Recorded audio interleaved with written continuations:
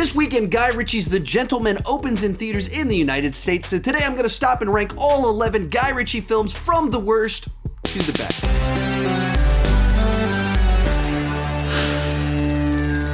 Hi, my name is Sean, and I started this channel because I was driving everyone around me crazy talking about movies way too much. If you can relate, you're probably in the right place to consider clicking that subscribe button.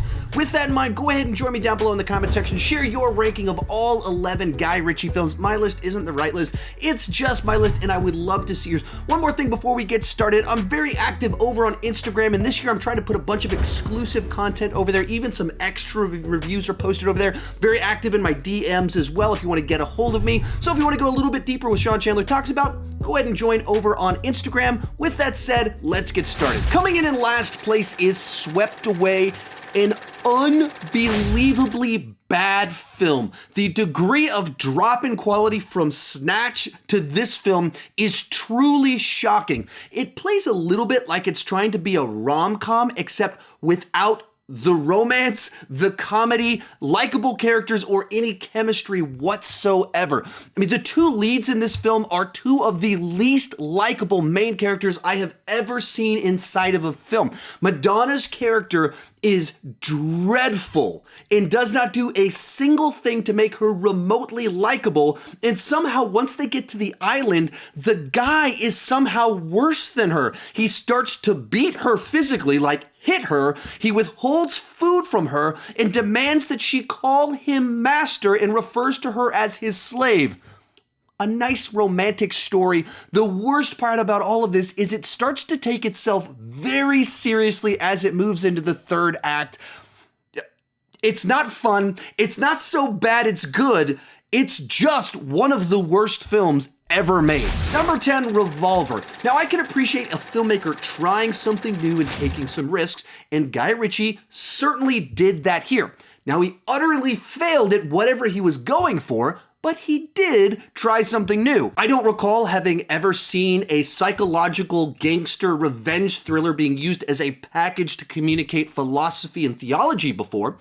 And given this movie, I doubt we'll ever see it again, so it did do something new. The movie's a little bit like if you took Snatch and removed all the humor, memorable dialogue, and interesting characters and replaced them with metaphors and allegory for Kabbalah's views of the ego. And if that sentence sounded a little bit convoluted and like a bunch of mumbo-jumbo, it was just like this movie, except the movie had a lot more chess in it. To put things a little bit more succinctly, it's an incomprehensible, pretentious dumpster fire. Next up, Sherlock Holmes, A Game of Shadows. The novelty of Guy Ritchie's take on Sherlock Holmes has faded, and this movie for me is mostly just exhausting. Ritchie was very clearly far more interested in using all of his visual tricks in visualizing the way that Sherlock Holmes thought about action than he was in actually telling an interesting and intriguing mystery.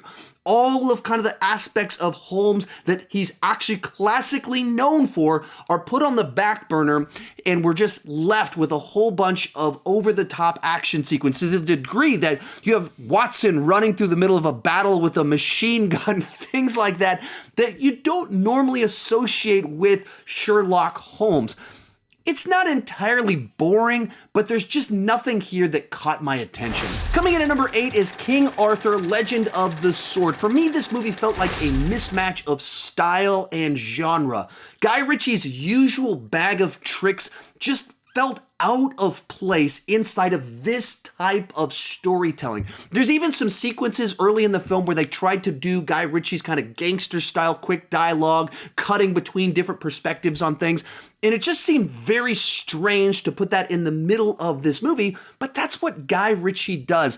Likewise, when he tries to apply his tricks to the action inside of it, you get basically King Arthur picking up a sword and going into God mode and just clobbering guys as the speed is jumping all around. And it's so over the top that you can't feel any tension in the action sequences because he's so overpowered in those moments. To that point, it also felt like the mix of the magical elements inside of it was off for me because it would either have gigantic creatures and flaming skull creatures and God mode King Arthur, and then it would play fairly normal in other sequences as opposed to feeling balanced throughout the whole. So for me, it's a movie that didn't bore me once again. It had some fun in it, but I didn't think it was particularly good. Next up, RockNRolla. After the back-to-back dumpster fires that were swept away in Revolver, by comparison, this movie feels like the greatest film ever made. But rewatching it, it's good, but not entirely memorable. Actually, some of the most interesting things about this film is that it stars Gerard Butler, Idris Elba, and Tom Hardy before they had kind of fully become A-listers. And so it's nice to kind of go back and watch them a little bit younger inside of their careers, doing some Guy Ritchie-isms. The actual story itself, it just felt like Guy Ritchie wasn't quite there. The dialogue's not as sharp as Lock, Stop, and Snatch. The characters aren't as memorable, but it has all the stuff that's supposed to be there for a Guy Ritchie gangsta film. So for me, it's one that it's kind of enjoyable to watch, but if I'm in the mood for some Guy Ritchie stuff, I'm probably gonna pick something else. Number 6 is Sherlock Holmes. Guy Ritchie's take on the classic literary detective has no shortage of energy or creativity. It is pretty much exactly what you would expect Guy Ritchie to do with this character. There's all sorts of interesting ways where he visualizes the way Sherlock Holmes thinks about situations. In particular, one of the standouts is the way that it treats his fight sequences inside of the film as this character that's always thinking ahead. The performance from Robert Downey Jr. works so well with Jude Law. They have great chemistry, have some wonderful banter inside of it, and I love to see Rachel McAdams inside a film like this. At the same time, with all the flash and pizzazz, the mystery itself gets a little bit lost for me, so the film can feel a bit like style over substance, but the style is an awful lot of fun. Bringing us into the top 5 is The Man From U.N.C.L.E. This is probably Guy Ritchie's most underappreciated film, as it's an awful lot of fun, but nobody went to go see it in the theaters. The two leads are Armie Hammer and Henry Cavill, and they just have a great back and forth between the two of them. The movie can be very funny at times. It has some very cool action sequences and chases in it, and it's a period piece set during the height of the Cold War, so it has just great aesthetics throughout the entire film. It's a movie I just wish more people would go see it so we could get a sequel to it. It can be a little bit light on action, and therefore it can drag a bit, can be talky a bit too much at times, but in general, this is one of those movies that, especially rewatching, I just remembered, man, I really like this film and I wish we could have gotten a sequel to it. Then we have Aladdin. This is a film for me that has aged really well. Perhaps it's because I have a couple of kids that are the target audience for this film, but of all the things that they put on, this one I have quite a bit of fun with it. Besides Jafar, the cast here is all really quite good. Of course, Will Smith being the standout. If you're wondering who could replace Robin Williams with kind of the charm and charisma, but not do a copy of him, Will Smith is like the perfect choice, and he's just as good as you would think he would be. Now, it's maybe the least Guy Ritchie of all the Guy Ritchie films, as there's so little of his touch on it. It's him doing a big studio film. There's a couple moments where he does some speed tricks here and there during the musical numbers. In general, plays much more like a Disney film than a Guy Ritchie film.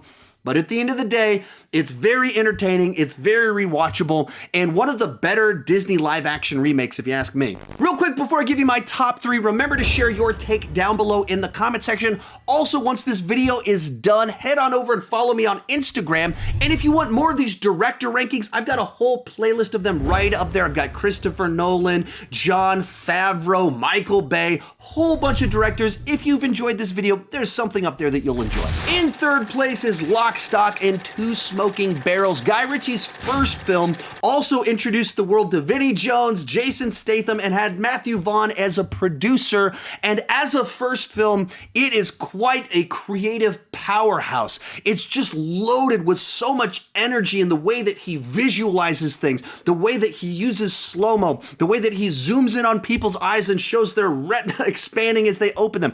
There's so many little things about it that just show a director with so much potential. Inside, you've got a whole bunch of flashy, fun characters. It kind of created that classic Guy Ritchie dialogue style, his distinct sense of humor, the way that he tells things just a little bit out of order and tells things parallel to one another, how it has these storylines that are in all these different places and they start to kind of merge together at different points in time. All those distinctive things that he became known for, all present here, but you can also tell just a little bit the budget is holding some things back and he hasn't quite perfected how to build everything to that perfect climax just yet.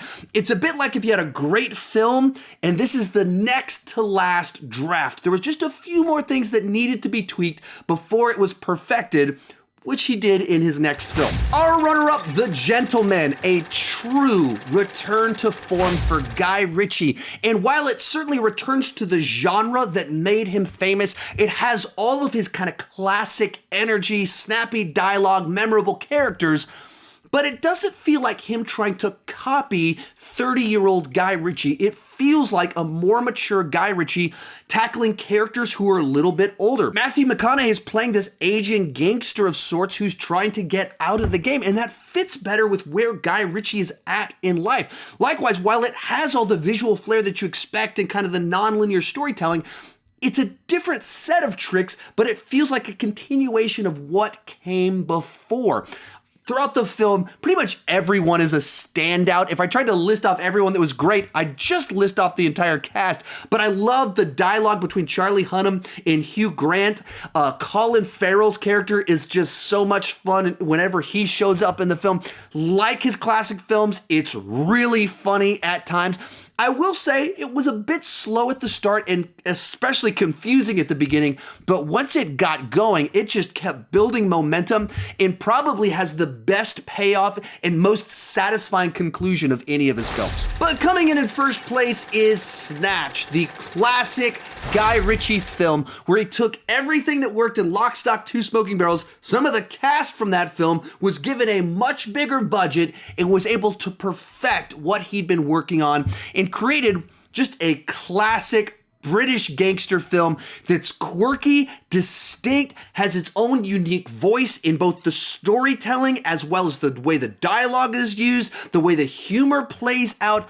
Everything about it feels so distinctly Guy Ritchie. The characters here are all so fun and memorable. Once again, I could start listing off, this person was a standoff and this person was a standout.